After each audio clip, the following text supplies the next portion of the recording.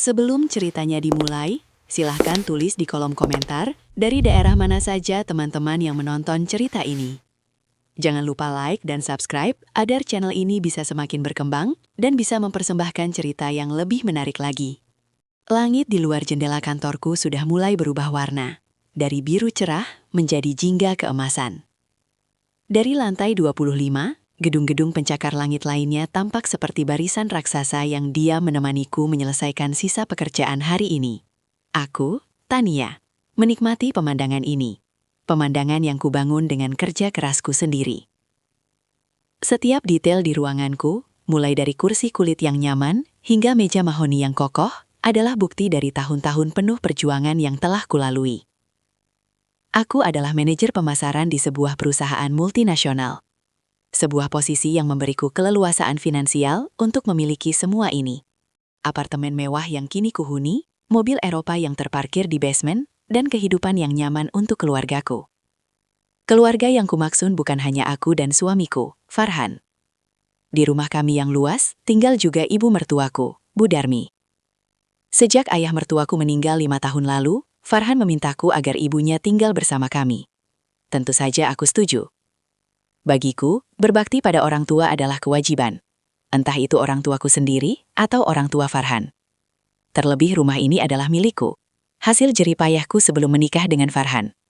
Rasanya lebih dari cukup untuk menampung kami semua. Farhan adalah pria yang baik.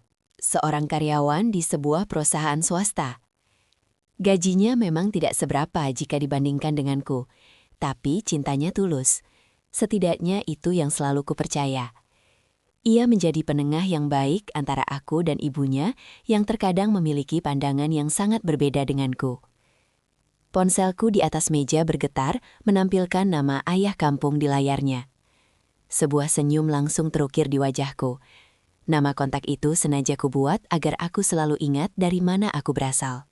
Dari sebuah desa kecil yang damai, tempat ayah dan ibuku memilih untuk tinggal, merawat sawah warisan, dan beberapa ekor sapi yang menjadi sumber kebahagiaan mereka. Aku segera mengangkat telepon itu, menempelkannya ke telinga. "Assalamualaikum, Duk." Suara ayah di seberang sana. Suaranya terdengar sedikit bergetar, mungkin karena sinyal yang kurang bagus atau mungkin karena kerinduan yang ditahannya. "Waalaikumsalam, Ayah. Bagaimana kabarnya? Ayah dan Ibu sehat?" tanyaku. Nadaku berubah menjadi lebih lembut. Logat medoku yang biasanya tersembunyi di balik profesionalitas kerja, kini muncul kembali tanpa kusadari. "Alhamdulillah sehat, Duk. Kamu sendiri bagaimana? Kerjaan lancar? Suamimu Farhan sehat juga?" "Alhamdulillah sehat semua ya. Tania juga baik-baik saja. Pekerjaan juga lancar," jawabku. Aku bisa mendengar suara gemerisik daun dan kokok ayam dari kejauhan. Suara yang selalu berhasil membawaku kembali ke teras rumah kayu kami di desa. "Ada apa ya? Tumben telepon sore-sore." Ayah terdiam sejenak. Aku menunggu dengan sabar. Biasanya ayahku adalah orang yang lugas, tapi kali ini ia terdengar ragu. "Begini, Duk, ini ibumu." Ayah berdeham. "Sudah lama sekali ibumu ingin menengokmu di kota. Katanya kangen sekali. Ingin lihat rumahmu, ingin lihat kamu sekarang bagaimana. Kemarin hasil panen juga lumayan, jadi ada sedikit pegangan."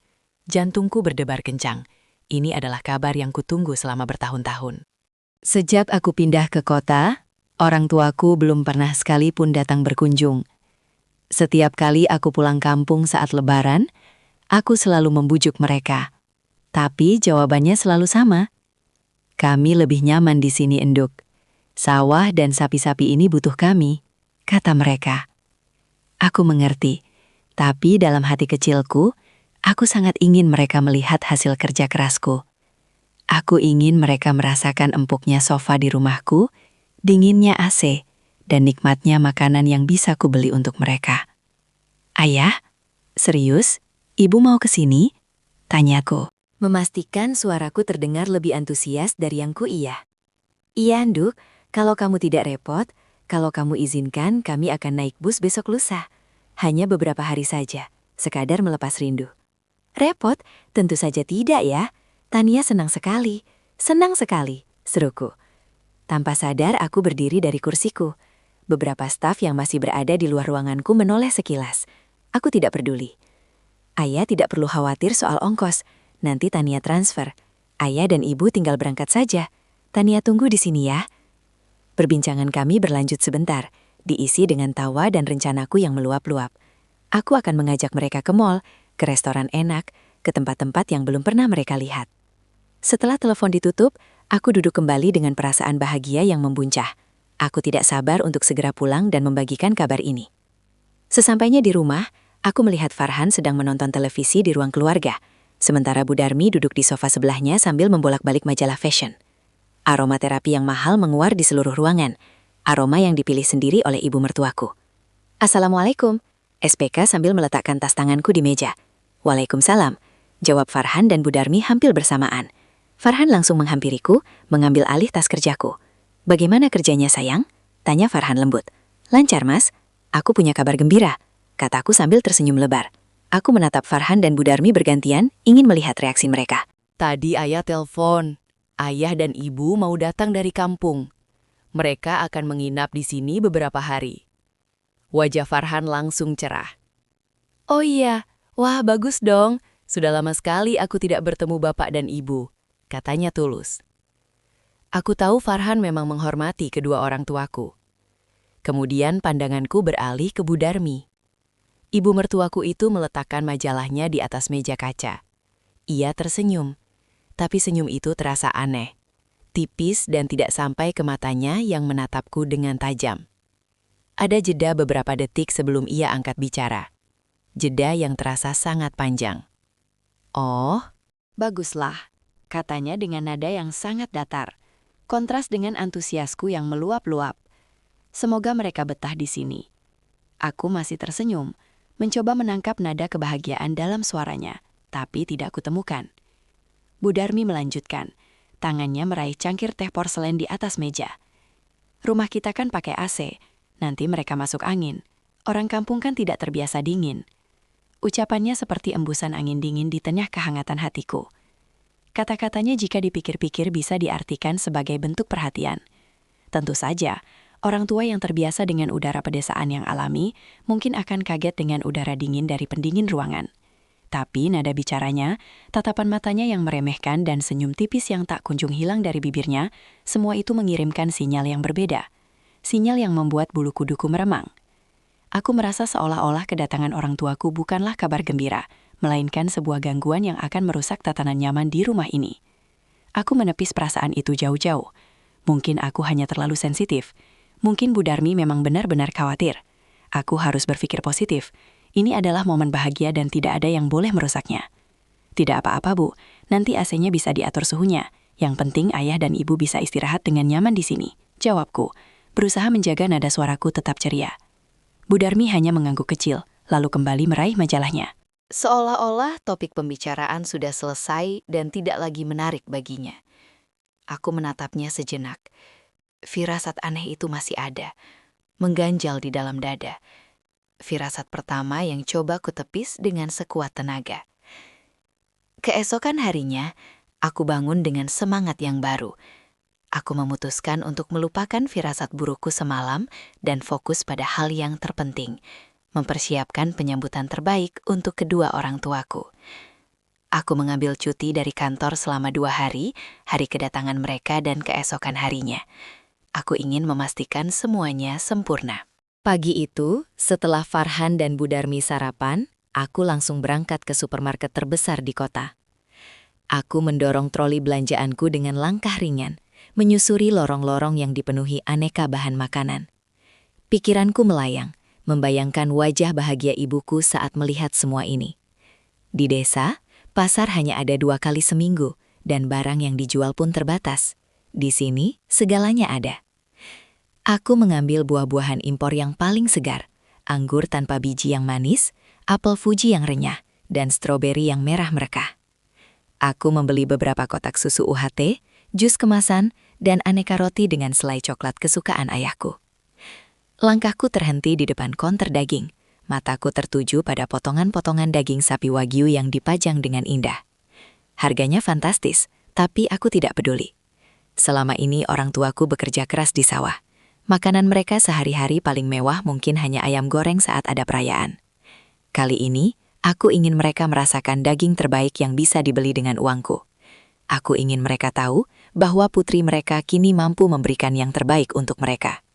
Aku meminta petugas untuk memotong beberapa kilogram daging, membayangkan akan memasak stik atau sup iga yang lezat untuk mereka. Tak lupa, aku juga membeli spray dan bed cover baru dengan bahan katun Mesir yang paling halus. Aku ingin mereka tidur nyenyak, lebih nyenyak dari tidur mereka di atas kasur kapuk yang sudah tua di rumah. Semua yang kupilih adalah yang terbaik, yang termahal. Ini bukan untuk pamer, tapi sebuah ungkapan bakti dan cinta dari seorang anak. Setibanya di rumah, aku langsung membongkar semua belanjaanku di dapur.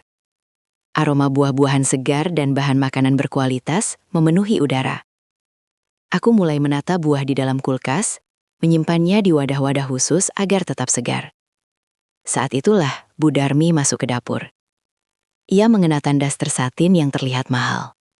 Rambutnya disanggul rapi, meskipun hanya di rumah. Ia berjalan mendekat. Matanya mengamati tumpukan barang belanjaanku di atas meja pantry. Banyak sekali belanjanya, Tan. Komentarnya nadanya terdengar biasa saja. Iya, Bu, untuk persiapan menyambut ayah dan ibu besok. Jawabku ceria sambil mengeluarkan daging wagyu dari kantongnya. Aku meletakkannya di atas talenan, siap untuk menyimpannya di dalam freezer. Bu Darmi mendekat, melihat potongan daging merah dengan guratan lemak putih yang sempurna itu, ia tidak menyentuhnya. Hanya melihatnya dengan tatapan aneh. Lalu dengan nada yang disamarkan seperti sebuah candaan ringan, ia berkata, "Repot-repot beli daging semahal ini, Tan. Apa nanti bisa mereka makannya?" Aku menghentikan gerakanku. Aku menoleh padanya, mencoba mencerna maksud dari pertanyaannya. "Maksud ibu?" Ia tertawa kecil, tawa yang terdengar kering dan dipaksakan. "Bukan begitu maksud ibu. Orang kampung kalidahnya terbiasa sama ikan asin dan sambal. Sederhana saja. Nanti perut mereka kaget makan yang enak-enak dan berlemak begini malah sakit perut. Kan kasihan. Jauh-jauh ke sini malah jadi sakit. Darahku seakan berhenti mengalir sesaat." Kata-kata itu meskipun dibungkus dengan kepedulian palsu, terasa seperti tampatan. Orang kampung, lidahnya terbiasa sama ikan asin. Seolah-olah orang tuaku adalah makhluk dari spesies berbeda yang tidak pantas menikmati makanan enak.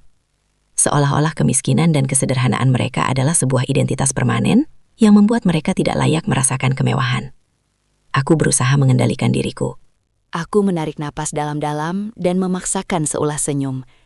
"Tidak apa-apa, Bu. Anggap saja hadiah. Tania hanya ingin ayah dan ibu senang. Sekali-sekali mencoba makanan enak kan tidak masalah." "Oh ya sudah kalau begitu. Ibu kan cuma mengingatkan. Kasihan nanti kalau mereka tidak cocok." Balasnya masih dengan senyum miring yang sama. Ia kemudian membalikkan badan dan berjalan keluar dari dapur, meninggalkan aku yang termanggu sendirian. Aku menatap potongan daging bahal di hadapanku. Tiba-tiba daging itu kehilangan semua pesonanya. Keinginan untuk memasak hidangan istimewa mendadak luntur, digantikan oleh rasa sakit hati yang tajam. Keraguan yang kemarin coba ku tepis, kini kembali dengan kekuatan yang lebih besar. Ini bukan sekedar candaan, ini adalah penghinaan yang halus. Siang itu aku mulai membersihkan dan menata kamar tamu yang akan ditempati orang tuaku. Aku memasang spray baru yang kubeli, merapikan lemari, dan meletakkan handuk bersih di atas tempat tidur. Saat sedang menyemprotkan pengharum ruangan beraroma lavender, Bu Darmi muncul di ambang pintu. "Sudah rapi kamarnya?" tanyanya sambil melipat tangan di dada. Matanya berkeliling, menilai setiap sudut ruangan. "Sudah, Bu.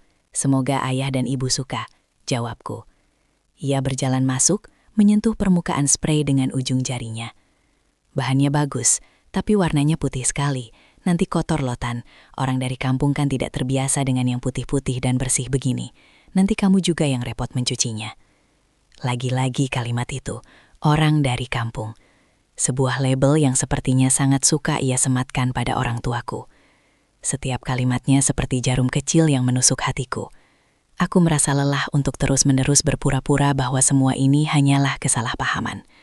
Aku mulai sadar, ibu mertuaku memang memandang rendah keluargaku.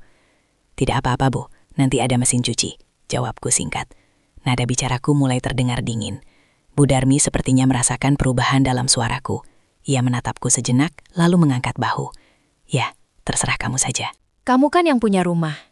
Ia menekankan kata punya rumah, seolah ingin mengingatkanku pada posisiku.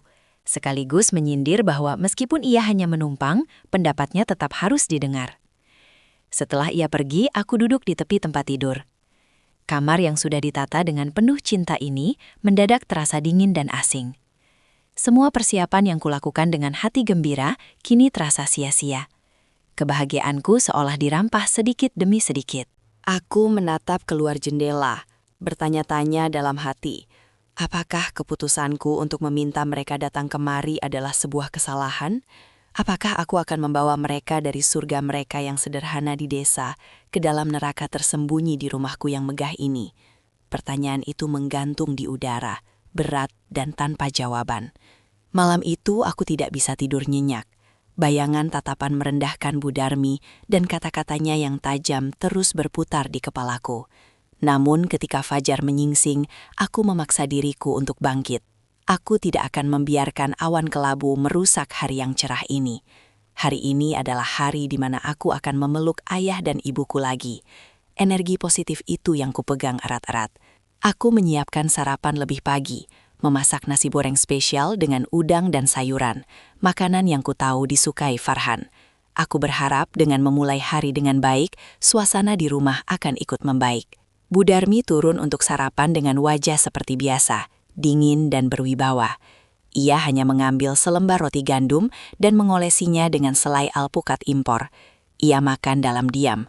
Matanya sesekali melirik arahku yang sedang sibuk menatap meja, seolah sedang mengawasi pekerjaan seorang pelayan.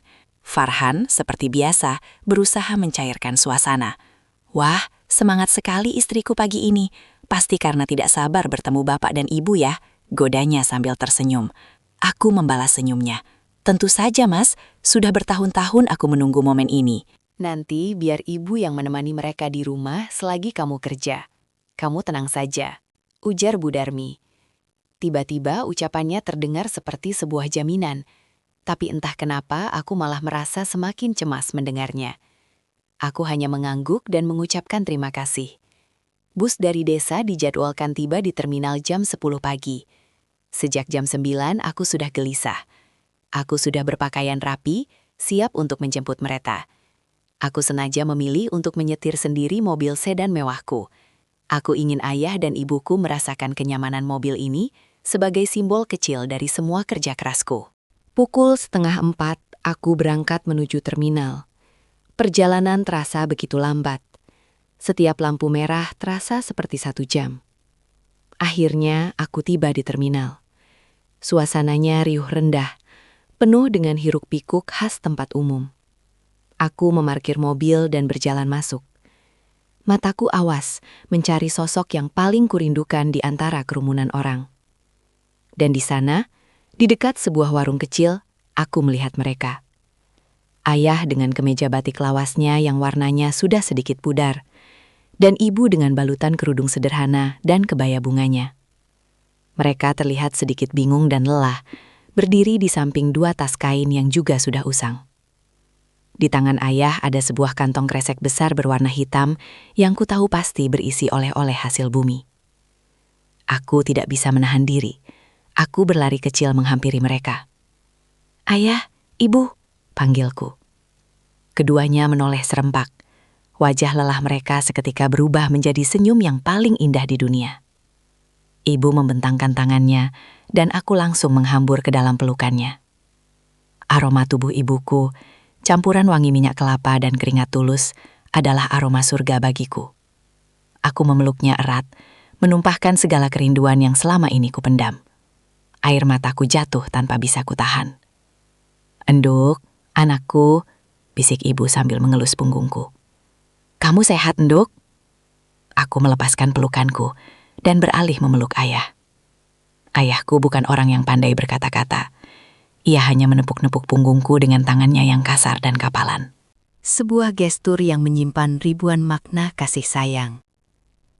"Tania sehat ya, Bu? Ayo kita pulang. Pasti capek sekali di jalan," kataku sambil mengambil alih tas mereka.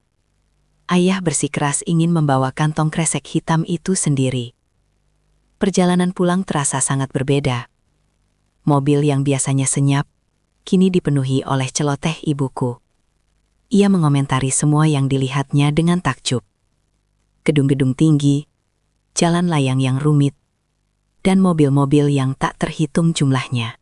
Ayah lebih banyak diam, tapi matanya yang menatap keluar jendela memancarkan kekaguman yang sama. Saat mobil memasuki gerbang komplek perumahanku yang mewah, mereka berdua terdiam. "Ini rumahmu, Nduk?"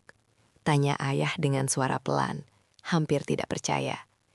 "Iya ya, ini rumah kita sekarang," jawabku sambil tersenyum. Di depan pintu utama, Farhan dan Budarmi sudah menunggu. Farhan menyambut ayah dan ibuku dengan hangat, mencium tangan mereka dengan takzim. Aku sangat lega melihatnya. Tapi kemudian pandanganku beralih pada Budarmi. Ia hanya berdiri di ambang pintu, melipat tangan di depan dada. Ia tersenyum, senyum yang sama seperti kemarin, senyum yang dingin. "Selamat datang Bapak Ibu," sapanya. Ia tidak bergerak untuk menyalami mereka. Ayah dan ibuku yang sedikit canggung, maju dan mencoba meraih tangannya, yang disambut oleh Budarmi dengan uluran tangan yang kaku dan sekilas. "Ini kami bawakan sedikit oleh-oleh, Bu. Ada singkong dan pisang dari kebun belakang," kata ayah sambil menyodorkan kantong kresek hitam itu. Budarmi melirik kantong itu sekilas. "Oh, terima kasih. Repot-repot sekali. Padahal di supermarket sini juga banyak yang seperti ini," katanya. Jantungku seperti diremas. Aku melihat wajah ayah yang sedikit berubah. Senyumnya sedikit memudar. Aku segera mengambil alih kantong itu. "Wah, pisang dari kebun ayah kan yang paling manis. Nanti kita buat pisang goreng ya, Bu," kataku mencoba menyelamatkan situasi. Aku mempersilahkan ayah dan ibu masuk. Mereka melangkah ragu-ragu ke dalam rumah. Keduanya melepas sandal jepit mereka di depan pintu. Sebuah kebiasaan dari desa yang terbawa. Aku melihat Budarmi melirik sandal jepit itu dengan tatapan jijik sebelum membuang muka. Di dalam, kekaguman mereka semakin menjadi. Mereka menyentuh sofa kulit dengan ragu, menatap lampu kristal yang menggantung di langit-langit, dan terdiam di depan televisi layar datar berukuran raksasa. Aku menuntun mereka ke kamar tamu yang sudah kusiapkan. "Ini kamar ayah dan ibu selama di sini. Istirahat ya, pasti lelah."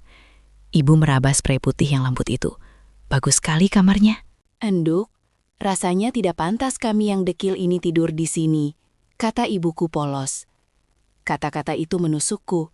Seharusnya ia merasa senang, bukan merasa tidak pantas. Bu saja kami duduk di tepi tempat tidur, ponselku berdering. Panggilan dari asistenku di kantor.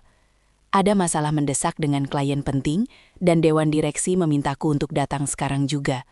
Dunia seakan runtuh. Sekarang di saat orang tuaku baru saja tiba. "Tidak bisa ditunda?" tanyaku dengan suara memohon. "Tidak bisa, Bu Tania. Ini menyangkut proyek terbesar kita tahun ini," jawab asistenku. Dengan berat hati yang luar biasa, aku terpaksa setuju. Aku kembali ke ruang keluarga dengan wajah lesu. Aku menjelaskan situasinya kepada ayah dan ibu. Mereka dengan pengertian mereka yang tak terbatas, langsung mengangguk. "Tidak apa-apa, Enduk. Pekerjaan itu nomor 1. Kami di sini baik-baik saja. Ada Nafarhan dan Besan," kata ayah menenangkanku. Aku merasa sangat bersalah. Aku memeluk mereka sekali lagi, berjanji akan pulang secepat mungkin. Aku berpesan pada Farhan dan Budarmi untuk menjaga mereka. "Tolong jamu ayah dan ibu ya Mas Bu, ajak mereka makan siang nanti." "Pasti sayang, kamu hati-hati di jalan," kata Farhan. Budarmi hanya mengangguk dengan langkah yang diseret paksa oleh kewajiban. Aku berjalan menuju pintu. Aku meraih tas kerjaku. Hatiku terasa hancur karena harus meninggalkan mereka. Sebelum aku benar-benar masuk ke dalam mobil, aku sempat menoleh ke belakang untuk terakhir kalinya, melalui jendela besar di ruang tamu. Aku melihat ibuku yang mungkin lelah setelah perjalanan panjang, hendak duduk di sofa empuk yang berada di tengah ruangan. Namun sebelum ibuku sempat mendudukkan badannya, aku melihat Budarmi bergerak cepat. Ia mengatakan sesuatu pada ibuku. Aku tidak bisa mendengarnya, tapi aku bisa melihat gerak bibirnya dan tangannya yang menunjuk. Ia menunjuk ke arah kursi kayu yang lebih kecil dan keras yang diletakkan di dekat pintu menuju teras belakang. Sebuah kursi yang biasanya hanya diduduki oleh asisten rumah tangga saat beristirahat. Di sana lebih sejuk, Bu. Bisa sambil lihat taman, kata Bu Darmi. Setidaknya itu yang bisa kutangkap dari gerak bibirnya. Dan pemandangan selanjutnya meremukkan hatiku. Aku melihat ibuku dengan kepolosannya mengangguk patuh. Ia kemudian berjalan menuju kursi kayu itu dan duduk di sana sendirian. Sementara ayah diajak Farhan untuk melihat-lihat koleksi tanaman di halaman depan. Pemandangan ibuku yang duduk sendirian di kursi kecil itu di tengah kemegahan rumahku sendiri terasa seperti sebuah tamparan keras. Aku masuk ke dalam mobil, membanting pintu, dan melaju dengan perasaan campur aduk antara amarah, kesedihan, dan ketidakberdayaan. Dering telepon dari kantor kembali terdengar, memaksaku untuk menelan semua perasaan itu dan fokus pada jalanan di depan. Perjalanan menuju kantor terasa seperti perjalanan menuju neraka. Pemandangan ibuku yang duduk di kursi kayu itu terpatri jelas di benakku, terus berulang seperti kaset rusak. Setiap kali aku mengerem di lampu merah, bayangan itu kembali.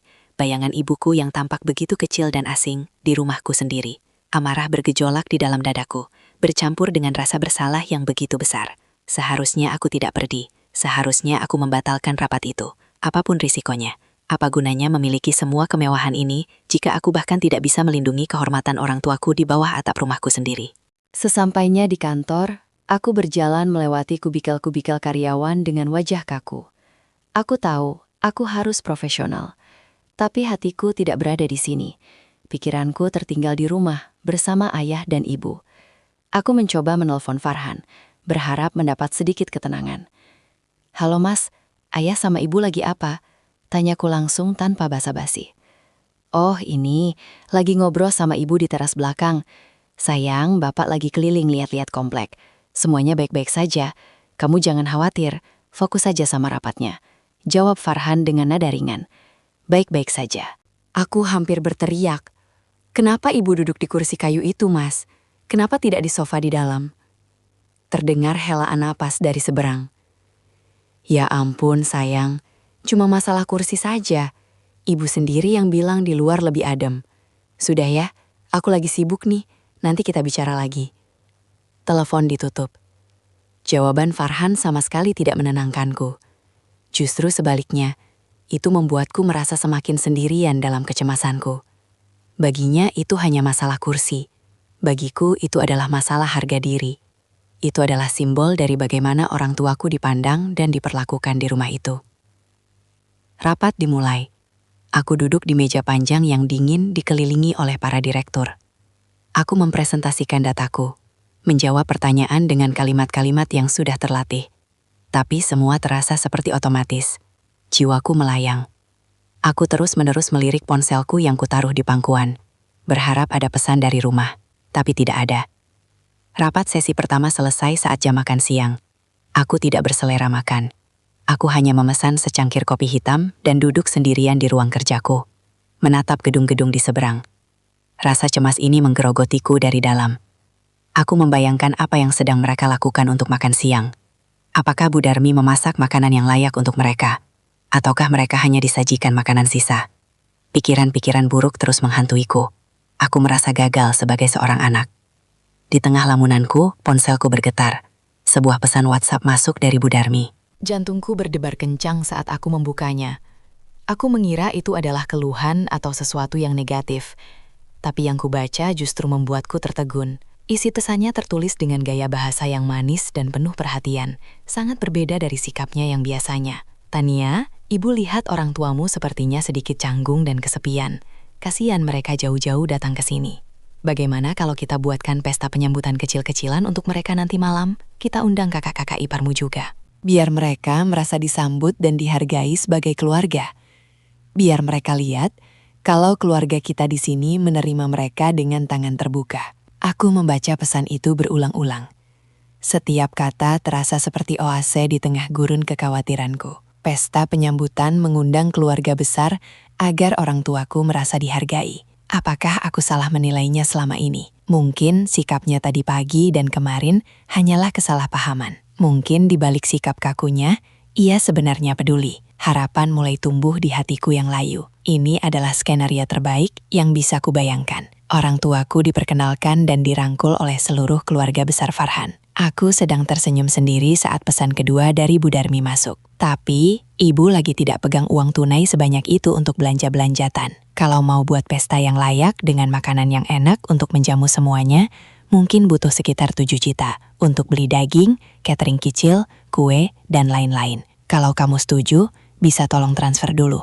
Nanti biar ibu yang urus semuanya. 7 juta. Jumlah yang tidak sedikit.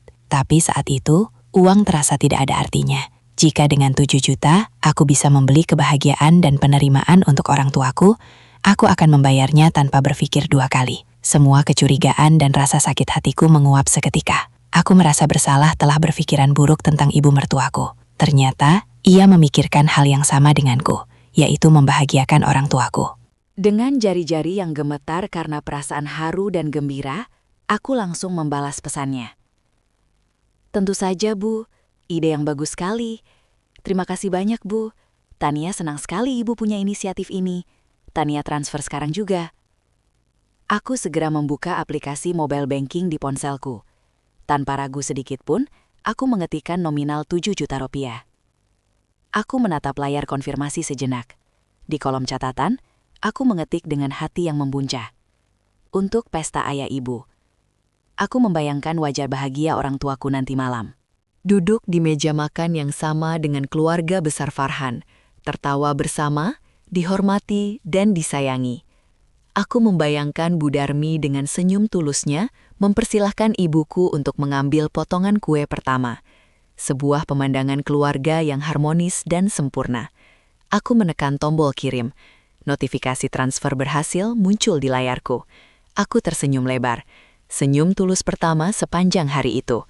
Aku merasa begitu lega, seolah beban berat terangkat dari pundakku. Aku tidak tahu bahwa dengan transfer itu, aku tidak sedang membeli kebahagiaan. Aku baru saja membayar lunas tiket untuk pertunjukan sandiwara paling kejam dan menyakitkan yang akan dipentaskan di rumahku sendiri, dengan orang tuaku sebagai korban utamanya. Setelah mentransfer uang itu, sisa hariku di kantor terasa jauh lebih ringan.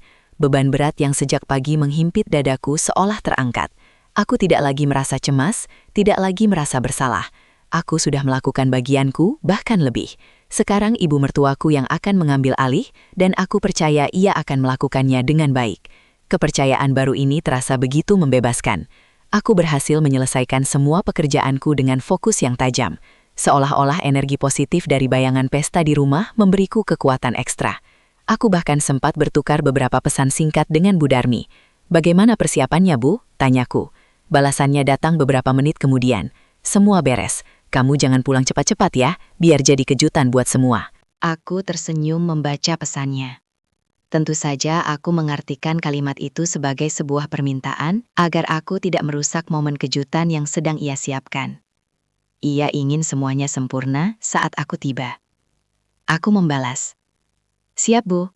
Aku usahakan pulang agar malam. Terima kasih banyak sekali lagi, Bu." Menjelang sore, rapat Dewan Direksi sesi terakhir pun dimulai. Ini adalah sesi paling krusial, di mana keputusan akhir mengenai proyek besar akan diambil. Klien utama kami dari Jepang seharusnya bergabung melalui panggilan video. Aku sudah menyiapkan semua materi presentasiku. Siap untuk berdebat dan mempertahankan argumenku hingga malam jika perlu. Aku sudah pasrah akan pulang larut, tapi hatiku tenang. Setidaknya aku tahu, saat aku pulang nanti, aku akan disambut oleh sisa-sisa kebahagiaan dari sebuah pesta yang hangat. Namun, takdir sepertinya punya rencana lain untukku malam itu. Baru 15 menit rapat berjalan, asisten direktur utama masuk ruangan dengan wajah panik. Ia membisikkan sesuatu ke telinga Pak Direktur. Suasana yang tadinya tegang mendadak menjadi senyap. Pak Direktur berdaham dan menatap kami semua dengan ekspresi menyesal. "Bapak dan Ibu sekalian, saya baru saja menerima kabar buruk. Klien kita, Tuan Yamamoto mengalami musibah. Ayahnya meninggal dunia mendadak di Jepang. Beliau harus segera terbang kembali ke sana malam ini juga. Dengan demikian, rapat ini tidak bisa dilanjutkan. Kita akan tunda hingga waktu yang belum bisa ditentukan." Seluruh ruangan bergumang pelan. Beberapa orang mengucapkan bela sungkawa. Aku sendiri terdiam, ikut bersimpati pada nasib Tuan Yamamoto. Tapi di sisi lain, sebuah perasaan lain mulai muncul. Awalnya hanya sedikit kekecewaan profesional, karena semua persiapan ini menjadi sia-sia. Namun, perasaan itu dengan cepat tersapu oleh sebuah kesadaran yang membahagiakan. Aku bisa pulang sekarang. Aku bebas. Rapat yang seharusnya mengikatku sampai jam 9 malam, kini selesai bahkan sebelum jam 5 sore. Ini bukan sekadar keberuntungan, ini adalah berkah. Aku bisa pulang lebih awal. Aku bisa ikut bergabung dalam pesta penyambutan orang tuaku dari awal. Aku bisa melihat langsung ekspresi terkejut dan bahagia di wajah ayah dan ibu. Aku bisa berterima kasih secara langsung kepada Bu Darmi atas semua usahanya. Dengan semangat yang membara, aku membereskan laptop dan dokumen-dokumenku. Aku menjadi orang pertama yang meninggalkan ruang rapat. Aku berjalan cepat menuju lift. Senyum tak lepas dari bibirku. Aku bahkan menyapa satpam di lobi dengan riang. Sesuatu yang jarang kulakukan. Perjalanan pulang terasa seperti sebuah mimpi yang indah. Aku menyetel musik di mobil dengan volume cukup keras. Ikut bersenandung mengikuti irama lagu-lagu ceria. Pikiranku sudah melayang ke rumah. Aku membayangkan aroma masakan lezat yang menyambutku begitu aku membuka pintu. Mungkin rendang, atau sate, atau hidangan mewah lainnya yang dipesan Bu Darmi. Aku membayangkan suara tawa riang dari para keponakanku, bercampur dengan obrolan hangat antara ayahku dan para iparku. Aku membayangkan ibuku duduk dengan anggun di sofa utama, bukan lagi di kursi kayu di teras. Dikelilingi oleh menantu dan cucu-cucunya, diperlakukan layaknya seorang ratu. Semakin dekat mobilku dengan rumah, semakin kencang jantungku berdebar karena antisipasi. Aku membayangkan akan memarkir mobilku di belakang mobil-mobil kaiparku. Aku berencana untuk masuk diam-diam dari pintu samping untuk memberikan kejutan kecil. Namun, saat mobilku berbelok ke jalan di depan rumahku, pemandangan yang kusaksikan membuat keningku berkerut. Aneh, jalanan itu sepi. Tidak ada mobil lain yang terparkir di depan rumahku. Mobil kaiparku yang biasanya selalu datang jika ada acara keluarga, tidak terlihat satupun. Hanya mobil Farhan yang terparkir di garasi seperti biasa. Aku melambatkan laju mobilku. Mataku menyapu seluruh bagian depan rumah. Semuanya gelap. Lampu teras yang biasanya menyala terang saat senja, kini padam. Tirai jendela tertutup rapat. Tidak ada tanda-tanda kehidupan. Tidak ada satupun suara yang terdengar dari luar. Hening. Keheningan yang aneh yang mencekam. Yang sama sekali tidak terasa seperti suasana sebuah pesta. Jantungku yang tadinya berdebar karena bahagia, kini mulai berdebar karena alasan yang sama sekali berbeda. Perasaan dingin yang familiar itu kembali merayap di punggungku. Firasat buruk yang sudah susah payah kukubur, kini bangkit kembali dengan kekuatan penuh. Aku menghentikan mobilku sekitar 50 meter dari rumah. Di bawah bayangan pohon rindang. Mematikan mesin. Aku duduk terdiam di dalam mobil yang gelap, menatap rumahku yang tampak seperti sebuah bentang yang sunyi. Pertanyaan itu mulai berteriak di dalam kepalaku, mengalahkan suara musik yang masih berputar. Di mana pestanya? Aku tidak tahu berapa lama aku duduk termangu di dalam mobil. Mungkin 5 menit, mungkin 15. Waktu seolah berhenti. Keheningan di depan rumahku terasa begitu memekakkan telinga. Setiap skenario terburuk mulai berkelebat di kepalaku. Apakah terjadi sesuatu? Apakah ada yang sakit? Tapi jika begitu, mengapa Bu Darmi tidak mengabariku? Aku tidak bisa diam saja. Aku harus tahu apa yang terjadi. Aku membuka pintu mobil sepelan mungkin, berusaha tidak menimbulkan suara. Aku melepas sepatu hak tinggiku, menentengnya di tangan. Bertelanjang kaki. Aku berjalan di atas aspal yang dingin, menyusuri sisi jalan yang gelap menuju rumahku sendiri. Aku merasa seperti seorang pencuri yang mengendap-endap di wilayahnya sendiri. Setiap langkah terasa berat, seolah kakiku diikat oleh rantai kecemasan. Semakin dekat, aku semakin yakin bahwa tidak ada pesta di sini. Tidak ada suara, tidak ada cahaya, tidak ada apa-apa. Aku berhenti di depan gerbang yang sedikit terbuka. Aku bisa saja langsung masuk, tapi sesuatu menahanku. Sebuah insting menyuruhku untuk tidak menampakkan diri dulu. aku memutuskan untuk berjalan menyusuri pagar samping menuju bagian belakang rumah. Di sana ada sebuah taman kecil dan teras samping yang terhubung dengan dapur. Dan di sanalah aku melihatnya. Pemandangan pertama yang mengoyah hatiku menjadi serpihan-serpihan kecil. Di bawah cahaya remang dari lampu taman yang kecil, aku melihat ayah dan ibuku. Mereka duduk berdua di bangku kayu yang keras. Bangku yang sama tempat ibuku duduk tadi pagi. Di depan mereka, di atas sebuah meja plastik kecil yang biasanya digunakan untuk meletakkan pot, ada 2 piring seng.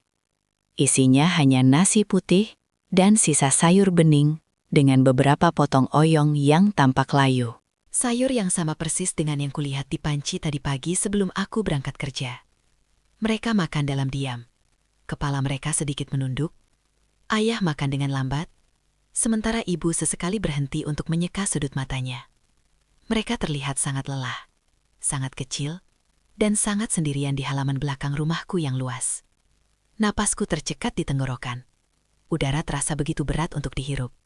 Jadi, ini makan malam mereka. Nasi dengan sayur sisa. Kemarahan yang dingin dan tajam mulai menjalar di pembuluh darahku. Tapi sebelum aku sempat berbuat apa-apa, sebelum amarahku meledak, aku mendengar sesuatu. Suara tawa. Suara itu datang dari dalam rumah. Suara tawa yang riang, yang terbahak-bahak. Suara yang kukenal baik. Suara ibu mertuaku. Suara kakak-kakak iparku. Suara suami mereka. Suara itu terasa seperti belati yang menusuk telingaku. Dengan langkah yang gemetar, aku beringsut dari tempatku berdiri. Aku bergerak tanpa suara di atas rumput yang lembab, menuju jendela besar ruang makan. Kordennya yang tebal tidak tertutup sempurna, menyisakan celah sekitar 10 cm. Dengan jantung yang berdebar begitu kencang hingga terasa sakit, aku menempelkan mataku ke celah itu. Dan duniaku runtuh saat itu juga. Di dalam ruang makan itu terang benderang oleh cahaya lampu kristal. Meja makanku yang terbuat dari kayu jati solid, yang biasanya hanya dipakai untuk acara-acara khusus, kini penuh sesak dengan hidangan yang luar biasa mewah. Ada tumpukan steak yang masih mengeluarkan asap, udang bakar berukuran besar yang berwarna oranye kemerahan, beberapa mangkuk besar berisi salad, dan kue tar coklat yang tampak sangat lezat. Di sekeliling meja itu duduklah mereka semua. Bu Darmi di kursi utama tampak seperti seorang ratu. Di sampingnya ada kedua kakak perempuan Farhan beserta suami dan anak-anak mereka. Mereka semua tertawa, bersulang dengan gelas-gelas berisi sirup berwarna merah dan makan dengan lahap. Itu adalah sebuah pesta. Pesta yang sangat meriah. Pesta yang dibiayai dengan uang 7 juta rupiah dariku. Pesta penyambutan. Tapi orang yang seharusnya disambut justru diasingkan di halaman belakang, memakan sisa makanan seperti pengemis. Aku berdiri mematung, membeku oleh pemandangan itu.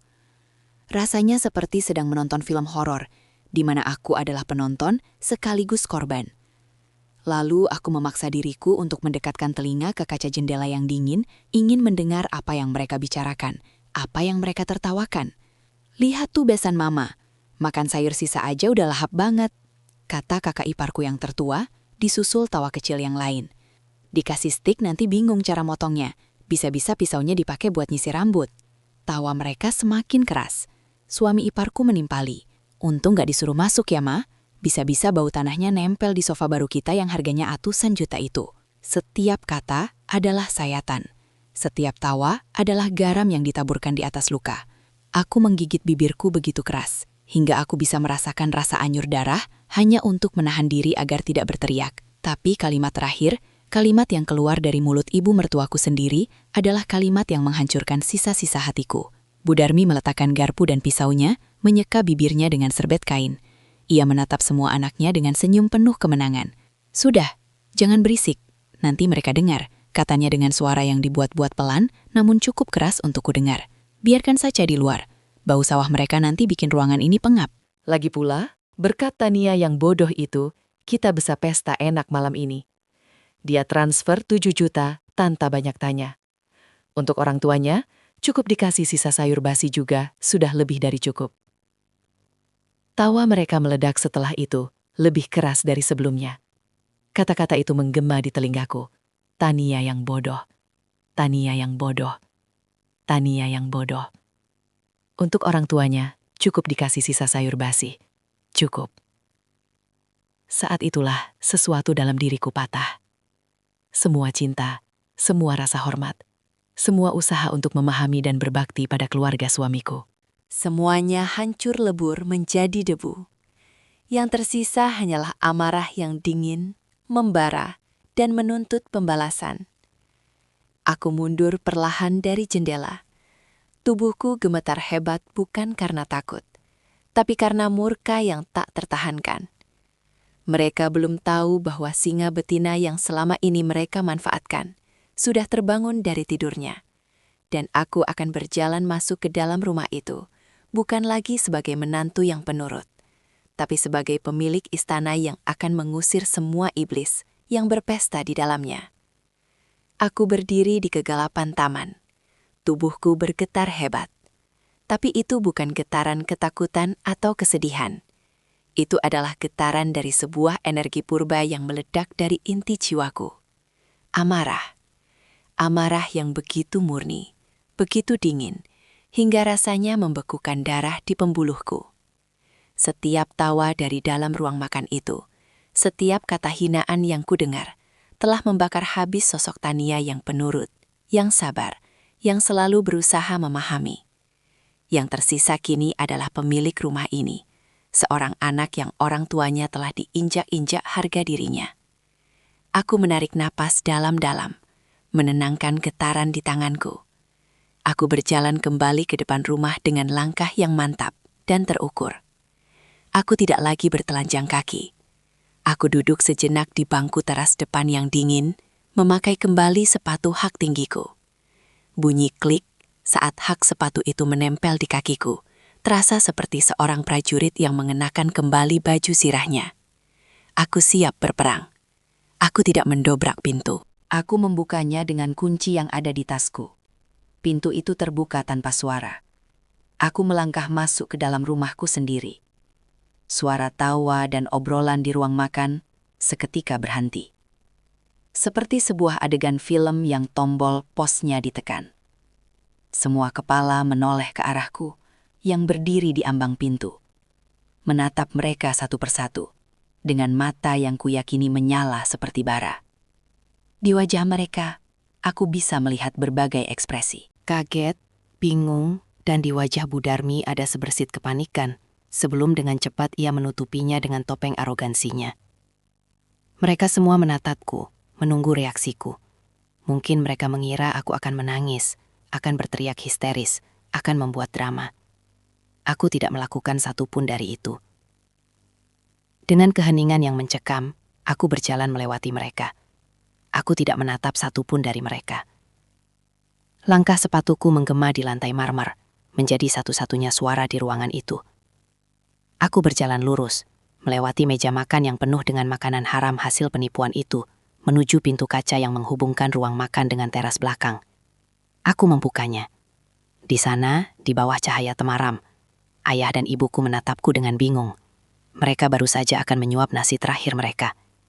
Aku berjalan menghampiri mereka, dan tanpa memperdulikan gaun kerjaku yang mahal, aku berlutut di lantai teras yang kotor di hadapan mereka berdua. Aku mengambil tangan ibu yang keriput dan penuh bekas kerja keras, lalu mencium punggung tangannya. Air mataku akhirnya jatuh, bukan karena sedih, tapi karena rasa sesal yang menghancurkan. "Maafkan Tania, Ibu," bisikku dengan suara bergetar.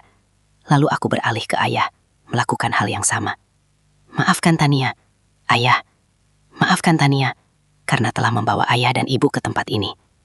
"Anduk, kamu kenapa? Ada apa?" tanya ibuku, suaranya penuh kekhawatiran.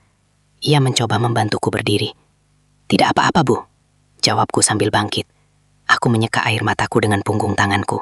Sekarang, ayo ikut Tania masuk. Ayah dan ibu harus duduk di tempat yang semestinya. Aku menuntun mereka berdua masuk ke dalam ruang makan. Keheningan masih menyelimuti ruangan itu.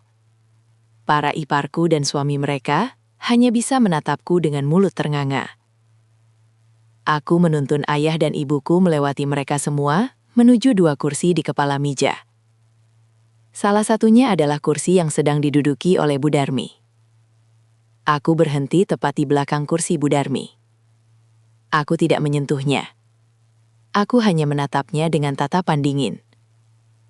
"Bu," kataku dengan suara rendah namun jelas. "Tolong berdiri. Ini bukan kursi ibu." Bu Darmi terperangah.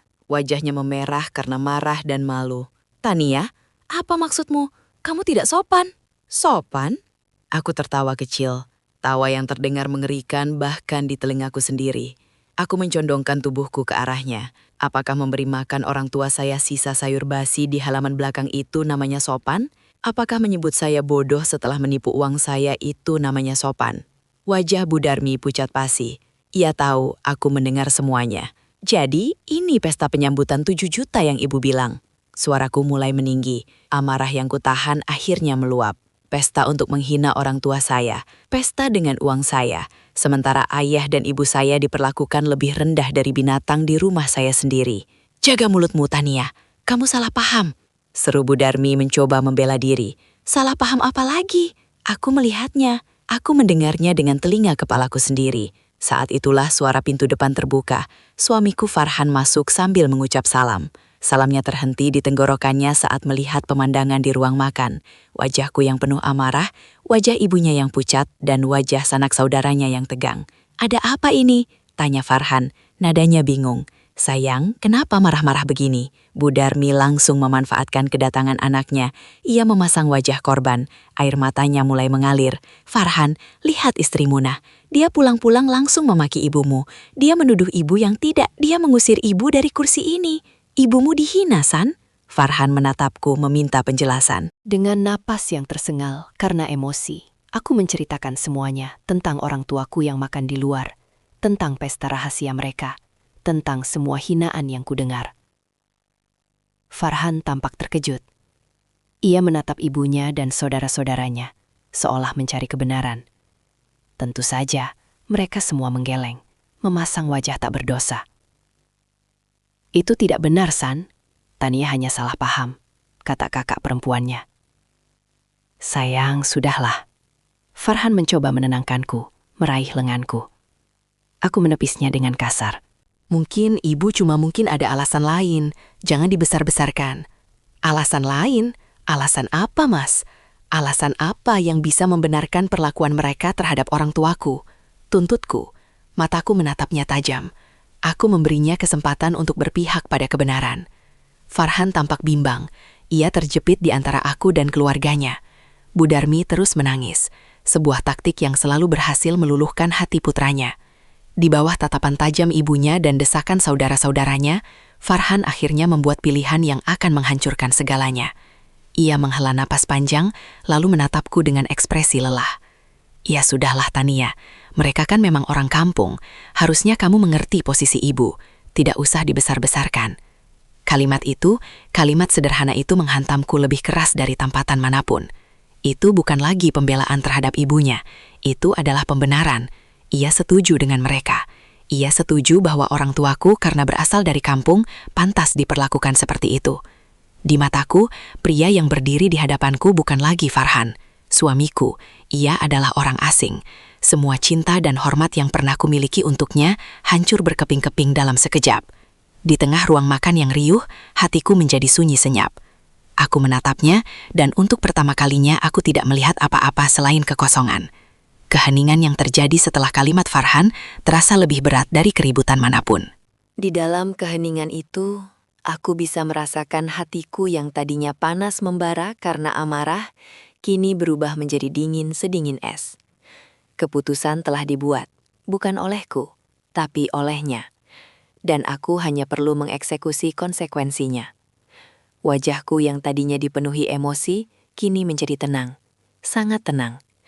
Ketenangan yang membuat Bu Darmi berhenti menangis dan menatapku dengan waspada. Aku tidak lagi menatap Farhan. Bagiku, ia sudah tidak ada di sana. Pandanganku beralih ke Bu Darmi, lalu menyapu seluruh ipar dan kerabatnya yang masih duduk di meja makan. Aku berbicara dan suaraku keluar dengan nada yang datar, tanpa emosi. Namun penuh dengan kuasa yang tak terbantahkan. "Rumah ini," kataku memulai, Setiap kata ku ucapkan dengan penekanan yang jelas. Setiap ubin marmer yang kalian injak. Setiap dinding yang kalian sandari. Setiap lampu kristal yang cahayanya kalian nikmati adalah milik saya. Aku berhenti sejenak, membiarkan kata-kataku meresap. Saya membelinya dengan uang dari hasil kerja keras saya. Jauh sebelum saya mengenal anak ibu, aku menatap lurus ke mata Bu Darmi. Dan malam ini, saya tidak sudi rumah saya dikotori oleh kehadiran orang-orang yang tidak punya hati nurani. Aku menarik napas. Keluar sekarang juga. Mereka terperangah. Farhan adalah yang pertama bereaksi. Tania, apa yang kamu katakan? Kamu mengusir ibuku. Kamu sudah gila. Aku tidak gila, Farhan. Jawabku tanpa menoleh padanya. Aku baru saja sadar. Sadar dengan siapa aku selama ini tinggal. Ini juga rumahku. Aku ini suamimu. Teriaknya, wajahnya memerah. Akhirnya aku menoleh padanya. Aku menatapnya lekat-lekat. Tatapan yang membuat nyalinya ciut. Statusmu sebagai suamiku memberimu hak untuk tidur di ranjangku, Farhan. Bukan hak untuk membawa keluargamu untuk menghina orang tuaku di istanaku. Dan malam ini, kamu harus memilih. Aku memberinya ultimatum. Pilih mereka. Ibumu dan keluargamu, yang jelas-jelas telah menghina darah dagingku. Atau pilih untuk tetap di sini sebagai suamiku dengan syarat meminta maaf pada orang tuaku dan tidak pernah membela kesalahan keluargamu lagi. Bu Darmi kembali beraksi. Farhan, kamu lihat, dia menyuruhmu memilih. Tentu saja kamu pilih ibumu, nak. Ibu yang mengakhirkan dan membesarkanmu. Masa kamu lebih memilih perempuan ini? Di bawah tekanan ibunya, dan mungkin karena egonya sendiri yang terluka, Farhan menegakkan dadanya. Ia berjalan dan berdiri di samping ibunya. Sebuah deklarasi tanpa kata. Aku tidak akan pernah meninggalkan ibuku, apapun yang terjadi. Bagus, bisiku. Keputusan yang sangat bagus. Tanpa berkata apa-apa lagi, aku mengeluarkan ponselku dari dalam tas. Di depan mereka semua yang menatapku dengan campuran antara tidak percaya dan cemas, aku melakukan 3 panggilan telepon. Panggilan pertama adalah ke manajer relationship bank pribadiku. Selamat malam, Pak Budi. Maaf mengganggu. Saya Tania. Iya, Pak. Saya mau minta tolong. Tolong segera blokir permanen semua kartu kredit tambahan yang terhubung dengan rekening saya. Ada 2 kartu atas nama Darmi Wulandari dan Farhan Basri. Ya, sekarang juga, Pak. Efektif detik ini juga. Terima kasih banyak. Aku melihat wajah Bu Darmi dan Farhan berubah pucat. Kartu kredit itu adalah sumber gaya hidup mewah mereka selama ini. Panggilan kedua adalah ke seorang teman lamaku yang bekerja di sebuah perusahaan leasing mobil. Malam Dito, Tania nih bro. Ganggu sebentar. Masih ingat mobil SUV hitam dengan plat nomor B1234 RAN yang aku ambil lewat kamu? Ya, betul. Saat ini dipakai sama kakak iparku. Tolong ya, besok pagi sekali kirim orangmu untuk tarik unitnya. Semua dokumen kepemilikan dan bukti pelunasan ada padaku. Anggap saja biayanya dariku. Oke, thanks bro. Aku melirik kakak iparku yang paling sombong. Mulutnya ternganga, wajahnya memancarkan kengerian saat menyadari mobil yang selalu ia pamerkan akan hilang darinya besok. Panggilan ketiga dan yang terakhir adalah ke nomor pos keamanan komplek perumahan. Selamat malam Pak Dadang, saya Ibu Tania dari Blok C nomor 5. Mohon maaf sekali mengganggu malam-malam. Bisa tolong kirimkan 2 petugas keamanan ke rumah saya sekarang? Ada beberapa tamu yang tidak diundang, dan saya butuh bantuan untuk meminta mereka meninggalkan properti saya dengan tenang. Terima kasih. Setelah panggilan ketiga tutup, suasana menjadi benar-benar keos. Bu Darmi mulai menjerit-jerit histeris, menuduhku menantu durhaka. Para iparku mulai mengumpat, menyebutku sombong dan kejam. Tapi aku tidak peduli, aku hanya berdiri diam menunggu. 2 orang satpam datang beberapa menit kemudian. Mereka tampak canggung. Tapi setelah aku menjelaskan situasinya dengan tenang sebagai pemilik sah rumah, mereka mengerti tugas mereka. Dengan sopan namun tegas, mereka meminta keluarga Farhan untuk segera meninggalkan rumah. Prosesi pengusiran itu adalah sebuah pemandangan yang menyedihkan sekaligus memuaskan. Mereka yang tadinya berpesta dengan angkuh, kini terpaksa mengemasi batang-batang mereka dengan terburu-buru dan malu. Bu Darmi masih mencoba berteriak-teriak, tapi tidak ada lagi yang mendengarkannya. Farhan hanya berdiri mematung, wajahnya kosong, seolah baru menyadari skala penuh dari bencana yang menimpanya. Ia hanya mengambil dompet dan kunci mobilnya, mobil yang juga kubelikan untuknya, yang mungkin akan menjadi targetku selanjutnya. Satu persatu mereka keluar dari pintu, dilewati oleh tatapan dingin dariku dan tatapan kasihan dari kedua orang tuaku. Akhirnya hanya tersisa Farhan. Ia menatapku untuk terakhir kalinya. Matanya menyeratkan permohonan, tapi ia tidak menemukan apa-apa di mataku. Ia berbalik dan berjalan keluar. Aku menutup pintu di belakangnya. Bunyi klik dari kunci yang kuputar terdengar begitu keras di rumah yang kini sunyi. Suara itu menandakan sebuah akhir. Akhir dari pernikahanku. Akhir dari kesabaranku. Aku berbalik. Rumahku yang megah kini terasa begitu luas dan kosong. Tapi aku tidak merasa sendirian. Aku merasa bebas. Di ujung ruangan, ayah dan ibuku berdiri. Mereka menatapku. Mata mereka berkaca-kaca. Ada kesedihan di sana, tapi ada juga kebanggaan yang luar biasa. Badai telah berlalu, dan sang ratu telah merebut kembali istananya. Pintu itu tertutup. Bunyi kunci yang kuputar terasa seperti sebuah gema yang menandai dimulainya sebuah babak baru dalam hidupku. Aku berbalik dan menatap ke dalam rumahku yang luas. Keheningan yang tadinya terasa mencekam, kini berubah menjadi sebuah kelegaan yang damai. Aroma masakan mewah yang memenuhi meja makan masih tercium. Namun kini terasa seperti bau busuk dari sebuah pengkhianatan. Tanpa berkata-kata, aku berjalan ke dapur, mengambil kantong sampah hitam yang paling besar dan kembali ke ruang makan. Satu persatu, semua makanan yang ada di atas meja itu kusapu masuk ke dalam kantong sampah. Steak wagyu yang mahal, udang bakar yang menggoda, kue tart yang indah, semuanya aku tidak peduli dengan harganya. Makanan itu dibeli dengan niat buruk dan dinikmati dengan caci maki terhadap orang tuaku. Makanan itu haram bagiku. Ayah dan ibuku hanya berdiri menatapku, tidak mencoba menghentikanku. Mereka sepertinya mengerti bahwa yang kulakukan ini bukan sekedar membuang makanan, tapi sebuah ritual untuk membersihkan rumah dan hatiku dari semua kekotoran yang baru saja terjadi. Setelah meja itu bersih total, hanya menyisakan piring dan gelas kotor, aku menoleh pada kedua orang tuaku.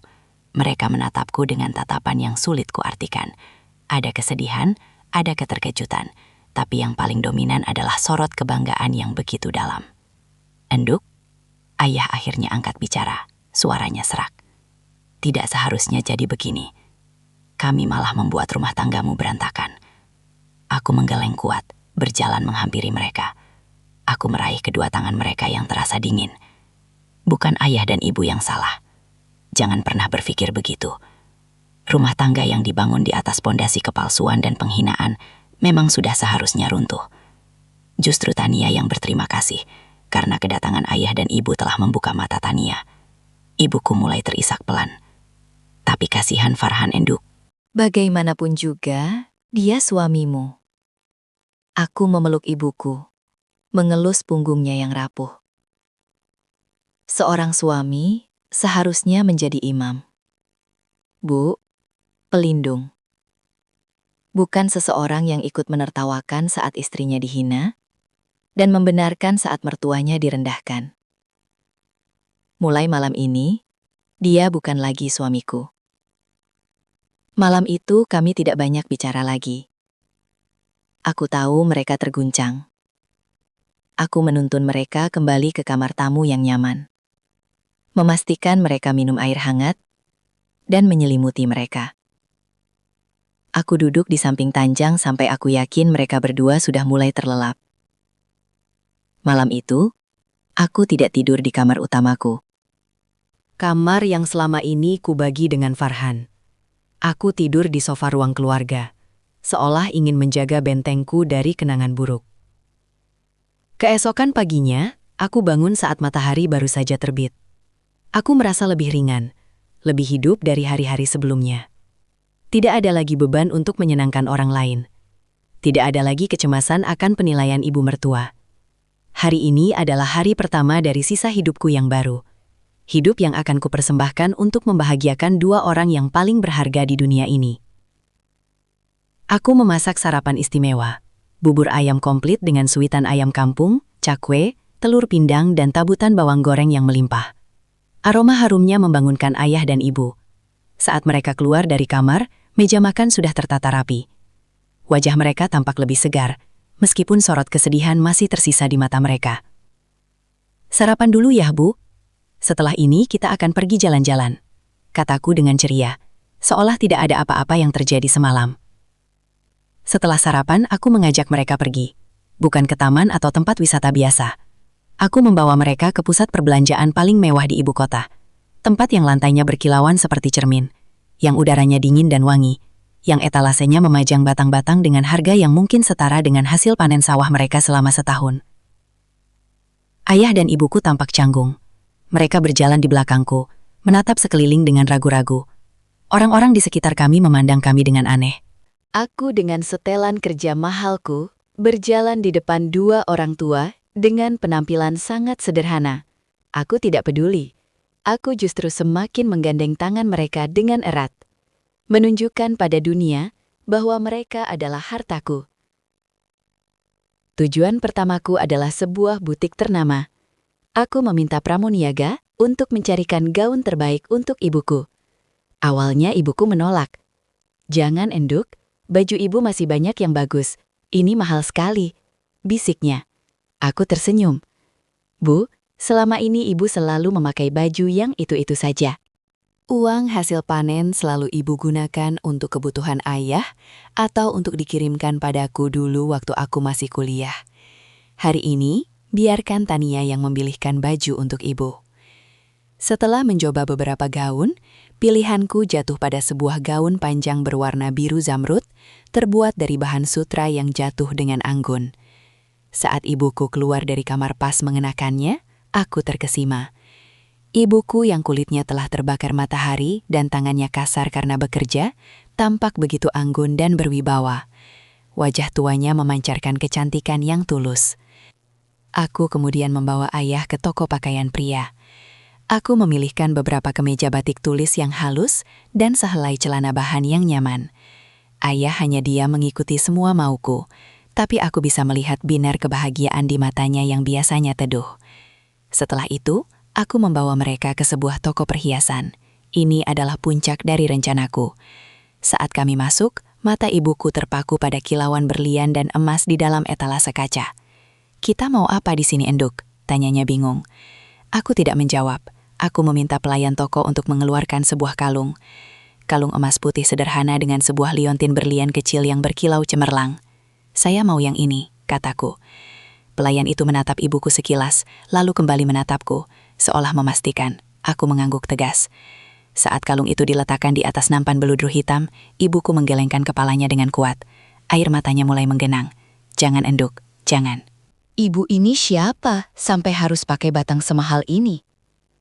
"Ibu ini cuma orang kampung." Tidak pantas kata-kata itu. Tidak pantas. Kata-kata yang sama yang digunakan oleh keluarga Farhan untuk menghinanya, kini keluar dari mulutnya sendiri. Hatiku terasa sakit mendengarnya. Aku berlutut di hadapannya, di tengah toko perhiasan yang mewah itu, menggenggam tangannya. "Bu," kataku lembut. "Di mata dunia mungkin ibu hanya orang kampung. Tapi di mata Tania, ibu adalah seorang ratu. Ratu yang membesarkanku dengan cinta tanpa syarat. Ratu yang rela lapar asal anaknya kenyang. Ratu yang doanya menembus langit hingga Tania bisa jadi seperti sekarang. Dan setiap ratu berhak memiliki mahkotanya sendiri." Aku mengambil kalung itu dari nampan dan memakaikannya di leher ibuku yang jenjang. Berlian kecil itu berkilau indah di kulitnya. Air mata ibuku tumpah ruah. Ia menangis bukan karena sedih, tapi karena terharu. Ia menyentuh lontin itu dengan jari-jarinya yang gemetar. Tangis haru kedua orang tuaku menjadi pemandangan paling indah yang pernah kusaksikan. Jauh lebih berkilau dari berlian manapun.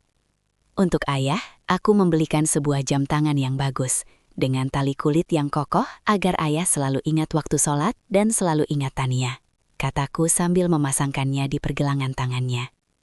Ayah hanya tersenyum tipis, tapi aku tahu hatinya bahagia. Kami makan siang di sebuah restoran yang paling bagus di mal itu. Aku memesankan mereka makanan-makanan ternak, Kali ini tidak ada yang berani melarang mereka. Tidak ada yang berani mengatakan lidah mereka tidak pantas. Mereka makan dengan lahap sambil sesekali menatapku dengan tatapan penuh cinta. Di akhir hari yang melelahkan namun membahagiakan itu, saat kami sudah kembali ke rumah, aku memberikan kejutan terakhirku. Aku mengeluarkan sebuah amplop coklat dan memberikannya pada ayah. Dengan tangan gemetar, ayah membukanya. Di dalamnya ada 2 lembar tiket pesawat dan bukti pemesanan hotel serta paket perjalanan. "Ini apa, Enduk?" tanya ayah. Matanya menyipit, mencoba membaca tulisan di tiket itu. "Itu tiket untuk ayah dan ibu," jawabku sambil tersenyum. "Tiket untuk berangkat umroh ke Tanah Suci bulan depan. Berdoalah sepuasnya di sana. Minta apa saja pada Tuhan. Ini bakti Tania untuk menebus semua rasa sakit hati ayah dan ibu kemarin." Keheningan melanda. Ayah menatap tiket itu, lalu menatapku, lalu kembali menatap tiket itu. Ibuku menutup mulutnya dengan kedua tangan. Tubuhnya bergetar karena isak tangis yang tak tertahankan. Pergi ke Tanah Suci adalah impian terbesar mereka. Sebuah impian yang mereka kubur dalam-dalam karena sadar tidak akan pernah mampu meraihnya. Dan kini, impian itu ada di genggaman tangan mereka. Ayah memelukku begitu erat. Untuk pertama kalinya, aku merasakan tubuhnya yang kokoh itu bergetar hebat karena tangis bahagia. Malam itu, rumahku yang besar tidak lagi terasa kosong. Rumah itu dipenuhi oleh kehangatan doa dan air mata kebahagiaan dari kedua malaikatku. 6 bulan berlalu begitu cepat. Waktu seolah ikut menyembuhkan luka dan membangun kembali kebahagiaan yang sempat retak. Hari ini adalah hari keberangkatan ayah dan ibuku ke Tanah Suci. Aku mengantar mereka ke bandara. Melihat mereka berdua dalam balutan kain ihram berwarna putih bersih adalah sebuah pemandangan yang menggetarkan jiwaku. Wajah mereka yang biasanya dipenuhi guratan lelah karena kerja keras, kini bersinar terang memancarkan kedamaian dan kebahagiaan yang tulus. Tidak ada lagi sorot keraguan atau rasa tidak pantas di mata mereka. Yang ada hanya keyakinan dan rasa syukur. "Jaga diri baik-baik di sini ya, Enduk," kata ibu sambil memelukku erat. "Jangan lupa makan. Jangan terlalu capek kerja. Doakan Tania dari sana ya, Bu." "Ya," balasku mencoba menahan air mata. "Tanpa kamu minta pun, setiap tarikan napas kami di sana adalah doa untukmu, Nak," timpal ayah sambil menepuk pundakku. Aku melihat mereka berjalan menjauh, bergabung dengan rombongan jemaah lainnya, hingga punggung mereka hilang di balik pintu pemeriksaan. Aku tidak merasa sedih. Hatiku dipenuhi oleh rasa syukur yang meluap. Aku telah berhasil memuliakan mereka. Hidupku kini terasa lengkap dan tenang. Proses perceraianku dengan Farhan berjalan lancar. Aku tidak menuntut apa-apa. Aku hanya ingin bebas, dan aku mendapatkannya. Di sisi lain kota, di sebuah gang sempit yang becek, kehidupan yang sangat berbeda sedang dijalani oleh Bu Darmi dan anak-anaknya. Setelah terusir dari rumahku, mereka terpaksa menyewa sebuah rumah kontrakan kecil dengan 3 kamar sempit. Kemewahan yang selama ini mereka nikmati seperti buih yang pecah di lautan. Tidak ada lagi mobil mewah, kartu kredit tanpa batas, atau asisten rumah tangga yang melayani mereka. Tanpa alihan dana dariku, hidup mereka menjadi neraka. Gaji Farhan sebagai karyawan biasa hanya cukup untuk membayar sewa kontrakan dan makan seadanya. Bu Darmi yang terbiasa hidup dilayani, kini harus berurusan dengan pasar tradisional yang becek dan dapur yang sempit. Setiap hari diisi dengan keluhan dan pertengkaran. "Gara-gara kamu tidak bisa mendidik istrimu, kita jadi hidup seperti ini," teriak Bu Darmi pada Farhan suatu malam saat mereka hanya makan dengan nasi dan sepotong tempe goreng. "Ibu yang salah. Kenapa ibu harus menghina orang tuanya? Kalau saja ibu bisa menjaga mulut ibu, kita semua masih hidup enak," balas Farhan yang kini tidak lagi takut pada ibunya. Stres karena tekanan finansial telah membuatnya menjadi pria yang pemarah. Kakak-kakak iparku juga tidak lebih baik. Mereka yang terbiasa memamerkan batang-batang mewah pemberianku, kini harus menghadapi kenyataan pahit. Mereka saling menyalahkan, saling mengungkit kebodohan satu sama lain. Keluarga yang tadinya terlihat begitu kompak dalam kemewahan, kini terpecah belah dalam kemiskinan. Mereka menuai badai yang telah mereka tanam sendiri. Farhan adalah yang paling menderita. Ia kehilangan segalanya dalam satu malam. Istri yang mencintainya, rumah yang nyaman, dan kehidupan yang mapan. Ia kini terhimpit di antara tuntutan ibu dan saudara-saudaranya yang tidak pernah puas, dan penyesalan yang menggerogoti jiwanya setiap hari. Ia berkali-kali mencoba menghubungiku. Ratusan pesan WhatsApp ia kirimkan berisi permohonan maaf, penyesalan, dan janji-janji untuk berubah. Puluhan kali ia menelepon, tapi tak satu pun yang kujawab. Bagiku, dia sudah menjadi bagian dari masa lalu yang tidak ingin kuingat lagi. Suatu sore, sekitar seminggu setelah orang tuaku berangkat, Farhan memberanikan diri datang ke rumahku. Ia berdiri di luar gerbang yang menjulang tinggi, tampak begitu kurus dan kuyu. Ia memohon pada satpam untuk bisa bertemu denganku. Saat itu, aku sedang duduk santai di taman belakang. Aku baru saja selesai melakukan panggilan video dengan ayah dan ibuku. Mereka menunjukkan padaku pemandangan Ka'bah yang megah dari layar ponsel mereka. Wajah mereka yang tersenyum bahagia di depan Baitullah adalah pemandangan terindah di dunia. Hatiku dipenuhi kedamaian. Satpam menghubungiku melalui interkom. "Maaf Bu, di depan ada Bapak Farhan ingin bertemu." Aku terdiam sejenak. Aku berjalan ke depan, melihat dari balik tirai jendela. Aku melihatnya di sana, berdiri di bawah terik matahari dengan wajah penuh harap. Tidak ada lagi amarah di hatiku. Yang ada hanya rasa kasihan dan kemudian ketidakpedulian. Farhan melihatku dari kejauhan. Wajahnya langsung cerah. Ia memanggil namaku. Suaranya terdengar parau dan putus asa. "Tania, tolong beri aku kesempatan. Aku mohon." Aku menatapnya tanpa ekspresi. Aku tidak berjalan keluar. Aku tidak mengatakan sepatah kata pun padanya.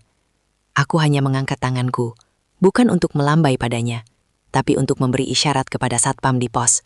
Isyarat yang jelas, usir dia pergi. Satpam itu mengerti. Dengan sopan namun tegas, ia meminta Farhan untuk meninggalkan area gerbang. Farhan tampak hancur. Ia menatapku untuk terakhir kalinya. Matanya dipenuhi kekalahan, sebelum akhirnya berbalik dan berjalan gontai menjauh dari rumah yang pernah menjadi miliknya. Aku membalikkan badan, berjalan kembali ke taman belakang. Aku duduk di ayunan, mengambil ponselku, dan kembali menatap foto ayah dan ibuku yang tersenyum di depan Ka'bah. Senyumku mengembang. Aku telah memenangkan kembali harga diriku. Aku telah menemukan kebahagiaanku yang sejati, bukan pada harta benda, tapi pada bakti dan cinta tulus kepada dua orang yang telah memberiku kehidupan. Karma telah terbayar lunas, dan aku siap menyongsong masa depanku yang cerah. Sendirian, namun utuh dan bahagia. 1 tahun setelah ayah dan ibu kembali dari Tanah Suci, langit di atas rumahku tampak lebih biru dan udara terasa lebih bersih. Aku sedang berada di taman belakang, tempat yang dulu menjadi saksi bisu penghinaan terhadap orang tuaku. Kini tempat itu telah bertransformasi. Bangku kayu yang keras dan meja plastik kecil itu sudah lama lenyap. Gantinya berdiri sebuah gazebo jati yang indah, dikelilingi oleh petak-petak bunga mawar aneka warna dan tanaman melati yang menebarkan wangi semerbak di sore hari. Taman ini menjadi tempat favoritku, sebuah simbol dari kehidupan baruku yang telah kutuang dari puing-puing kehancuran. Hidupku berjalan dengan ritme yang baru, ritme yang damai. Di kantor, aku mendapatkan promosi menjadi direktur. Pekerjaan tidak lagi terasa seperti sebuah arena pertempuran untuk membuktikan diri, melainkan sebuah wadah untuk berkarya dan mengaktualisasikan potensiku. Aku memimpin timku dengan prinsip yang kupegang teguh, hargai setiap orang, tidak peduli dari mana mereka berasal. Prinsip yang lahir dari luka namun tumbuh menjadi kekuatan. Di luar pekerjaan, aku menemukan kebahagiaan dalam hal-hal kecil. Aku belajar merawat taman ini dari ayah. Setiap kali beliau berkunjung, kami akan menghabiskan waktu berjam-jam di sini. Tangannya yang kapalan dengan sabar mengajariku cara menggemburkan tanah dan memangkas darmin yang kering. Ibu di sisi lain telah mengambil alih dapurku. Dapur yang dulu dikuasai oleh selera mahal Bu Darmi, kini dipenuhi aroma masakan desa yang otentik dan menghangatkan.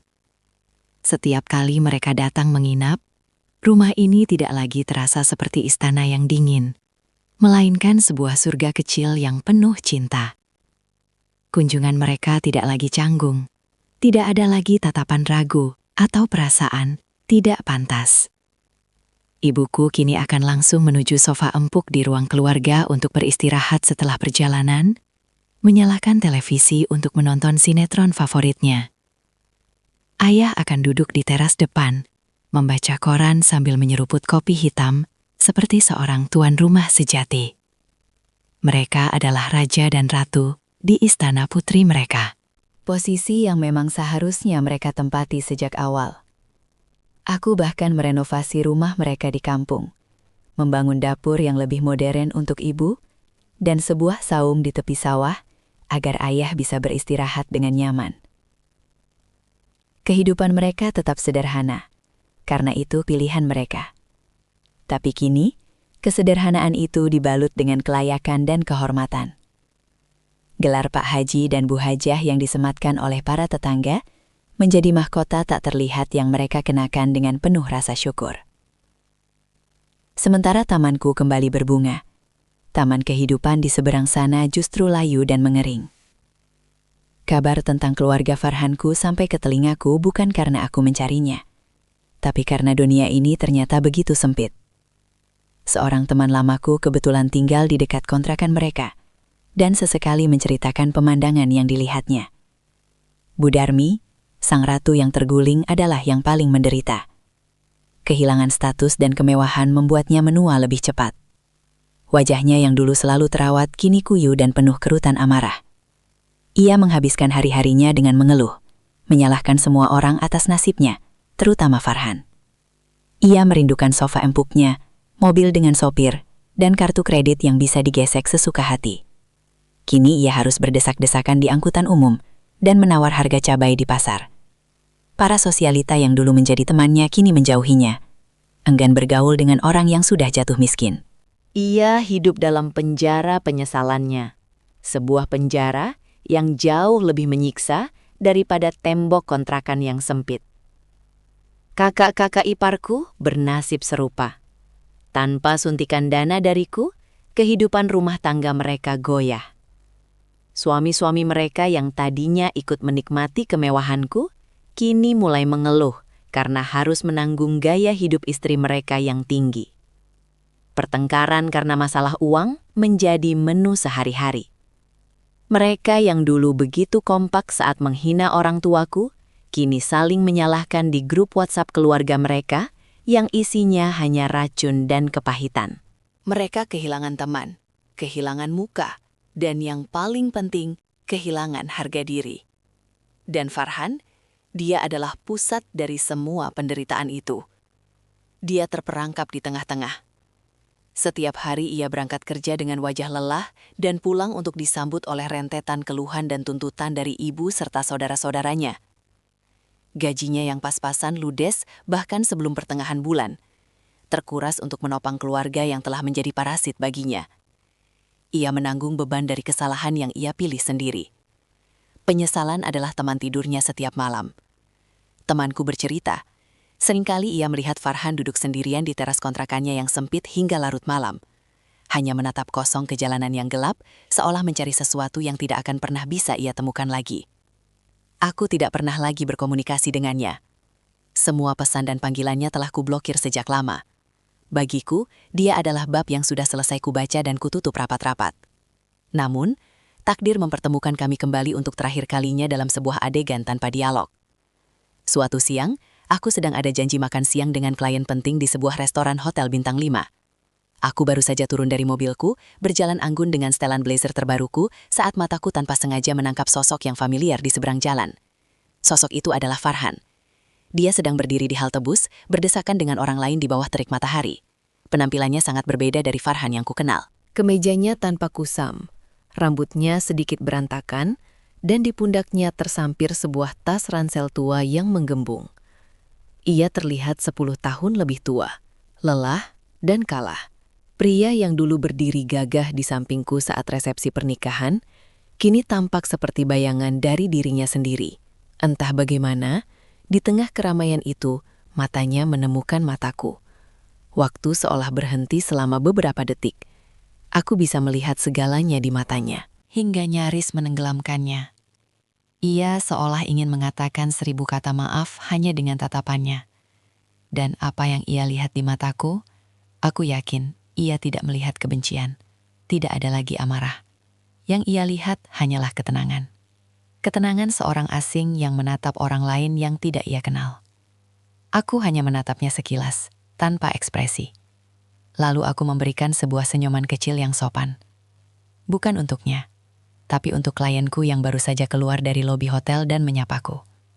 Aku membalikan badan, menyambut klienku dengan jabat tangan yang hangat, dan berjalan masuk ke dalam lobi hotel yang sejuk dan mewah.